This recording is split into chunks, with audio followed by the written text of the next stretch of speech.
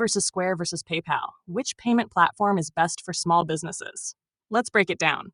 First, setup. PayPal is the quickest. Sign up and you're ready. Square is also beginner-friendly and comes with free point-of-sale tools and hardware for in-person sales. Stripe takes more setup, but it's the most flexible for online businesses. Now, payment methods. PayPal supports PayPal Wallet, cards, and Pay Later. Square works with cards, Apple Pay, Google Pay, and gift cards. Stripe supports cards, wallets, bank debits, and over 100 local methods worldwide. If you sell internationally, Stripe wins. Next, fees. PayPal charges 2.9% plus 30 cents for domestic sales, but international transactions can go over 4%. Square charges 2.6% plus 10 cents for in-person and 2.9 plus 30 cents online. Very transparent.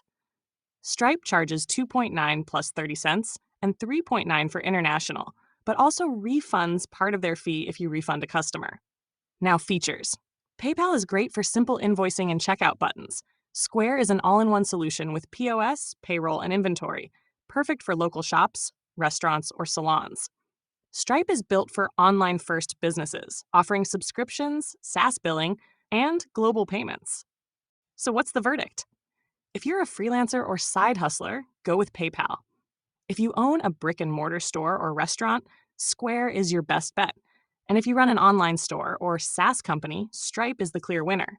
Many businesses actually use Square or Stripe as their main processor and keep PayPal as a backup option. Which one do you use for your business? PayPal, Square, or Stripe? Let me know in the comments. And don't forget to like and subscribe for more comparisons.